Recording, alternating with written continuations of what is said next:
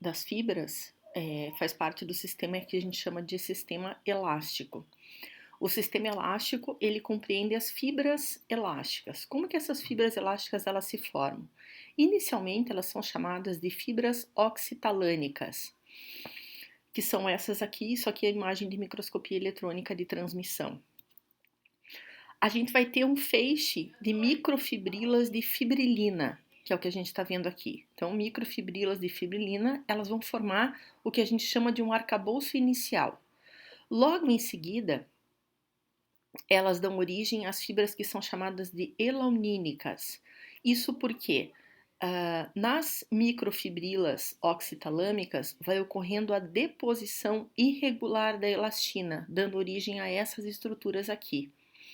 E mais para frente um pouquinho, dá origem à fibra elástica propriamente dita. Isso porque quando forma a fibra elástica é quando ocorre a contínua deposição da elastina ocupando o centro do feixe. E a gente vai tendo o quê? Que quanto mais para frente na formação das fibras elásticas, ou seja, a fibra elástica, ela tem o quê? Maior elasticidade e menor resistência à tração do que as fibras oxitalânicas. Aqui a gente tem um desenho esquemático mostrando o quê? Que as moléculas de elastina, elas são ligadas através de ligações cruzadas, que são pontos covalentes, que vão gerar o quê? Uma rede interconectada e extensível. Cada molécula de elastina contida nessa rede, então, ela vai poder se expandir em qualquer direção, resultando numa rede inteira que pode esticar-se e encolher-se, como encolher-se, aqui esticar-se ou encolher-se, como um fio de elástico. Então, aqui seria o estado relaxado dessas fibras e aqui o estado tracionado das fibras elásticas. Aqui a gente tem uma microscopia óptica, onde essas cor de rosinha que a gente está vendo aqui, ó, são fibras de colágeno, enquanto que essas escuras são fibras elásticas.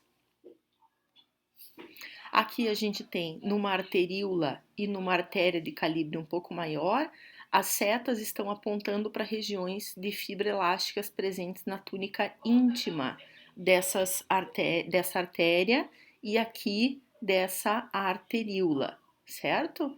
Elas ficam intensamente coradas. As fibras elásticas, elas precisam ser coradas com corantes diferentes do HE para que elas se tornem visíveis, então, na microscopia óptica. E aí a gente vai falar um pouquinho da substância fundamental amorfa.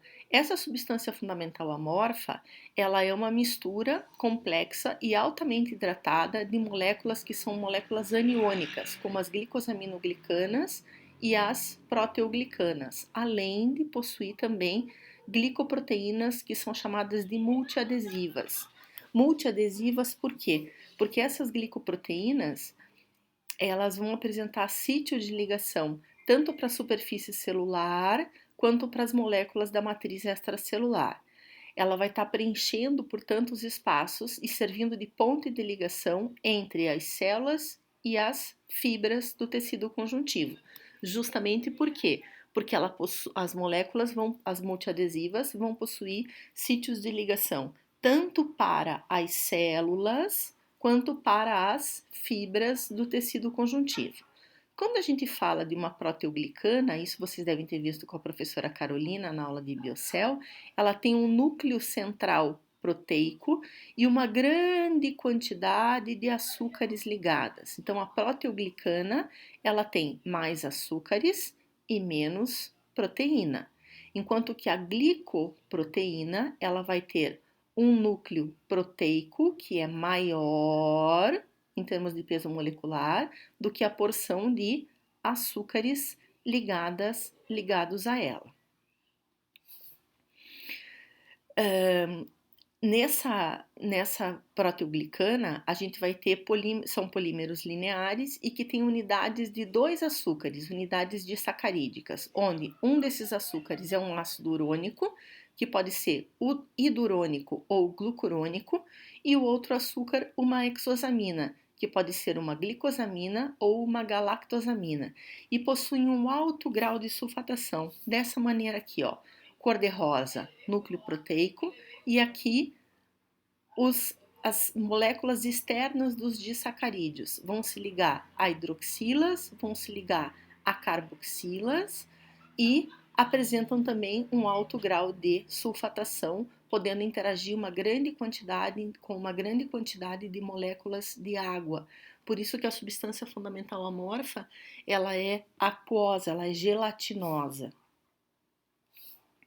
Aqui a gente tem as duas glicoproteínas multiadesivas que vão estar presentes em grande quantidade na substância fundamental amorfa. Essa daqui, em formato de cruz, é a laminina. Ela é trimérica, ela é formada por 3 cadeias, cada uma representada por uma cor aqui, ó. Então, a cadeia alfa, a cadeia beta 1, a verdinha, e a cadeia beta 2, essa cinza aqui. E vejam que ela vai apresentar sítios para receptores de membrana, sítio de ligação para colágeno do tipo 4, molécula da matriz extracelular, sítio de ligação para heparana e sítio de ligação para a superfície celular. Já a fibronectina, ela é dimérica, são 2 dímeros, ó, um dímero aqui, unido por ponte de sulfeto ao outro dímero aqui. E exemplificado em cores diferentes, os sítios de ligação: laranjado, sítio de ligação para o colágeno, o roxinho, sítio de ligação para a superfície celular, podendo então fazer uma ponte, já que ele vai se ligar à fibra e vai se ligar também à superfície celular, e sítio de ligação para a heparana, que é a molécula então da substância fundamental amorfa. E aqui vamos falar um pouquinho do que a gente tem nessa... Um dos papéis extremamente importantes dessa substância fundamental amorfa está presente no líquido tissular. Ele é um fluido semelhante ao plasma, rico em íons e proteínas plasmáticas de baixo peso molecular. Aqui a gente tem, ó, exemplificado capilar sanguíneo, lado arterial e lado venoso. O que a gente vai ter de diferente? Do lado arterial, nós temos uma pressão hidrostática maior que a pressão osmótica. Isso vai fazer com que a água ela saia dos capilares, certo? Sai do capilar e se acumula nos tecidos, certo? Em compensação, do lado venoso, a gente vai ter o quê? Uma pressão osmótica maior que a pressão hidrostática. O que acontece com a água? A água volta para os capilares. E o que acontece? A diferença da quantidade de água que entra e sai dos tecidos vai ter uma diferença do quanto que entra e do quanto que sai. Ela é drenada pelos capilares linfáticos. Porém, quando a gente tem problemas em relação à água voltar para os capilares do lado venoso, ou então ser drenada, a diferença ser drenada pelos capilares linfáticos, a gente tem a formação do quê? De um acúmulo de água nos tecidos que leva à formação de um edema, que é o quê? Nada mais, nada menos do que o acúmulo de água nos tecidos. E aqui a gente tem a classificação do tecido conjuntivo. Então, a gente tem o tecido conjuntivo propriamente dito, ele é classificado em frouxo ou denso. E o denso, ele é subclassificado em modelado e não modelado. E os tecidos conjuntivos especiais, presentes no tecido adiposo, tecido cartilaginoso e tecido ósseo, que a gente ainda vai estudar. Vamos concentrar agora no propriamente dito.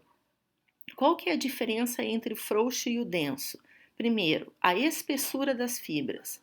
No tecido conjuntivo frouxo, ele tem fibras mais delgadas, mais delicadas, enquanto que no tecido conjuntivo denso, as fibras são mais espessas, são mais grosseiras.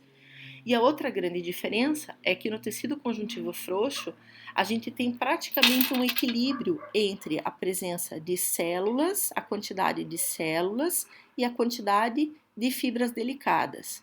Enquanto que no tecido conjuntivo denso, nós temos mais fibras em relação à quantidade de células. E o que diferencia o modelado do não modelado? No modelado, essas fibras colágenas, elas estão organizadas paralelamente umas às outras, intercaladas com fibroblastos. E no não modelado, a gente tem fibras em diferentes direções, formando uma grande rede, na verdade. Aqui a gente tem imagens, então, ó. Essas duas primeiras, elas são de tecido conjuntivo sempre altamente vascularizado, né? Aqui a gente tem um vaso sanguíneo, aqui a gente tem outro vaso sanguíneo. Então, no frouxo, vejam como a gente tem muito mais espaços brancos aqui, certo? Entre as fibras, e essas fibras são delicadas, são fibras delgadas, fininhas e vários núcleos de fibroblastos.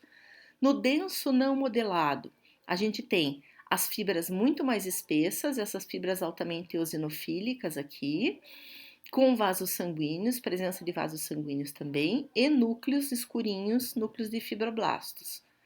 No denso modelado, as fibras são espessas, porém elas são organizadas de forma paralela umas às outras, intercaladas com núcleos de fibroblastos. Ok, gente? Essas eram as videoaulas, então, relacionadas a tecido conjuntivo. Qualquer coisa, coloquem suas dúvidas no fórum.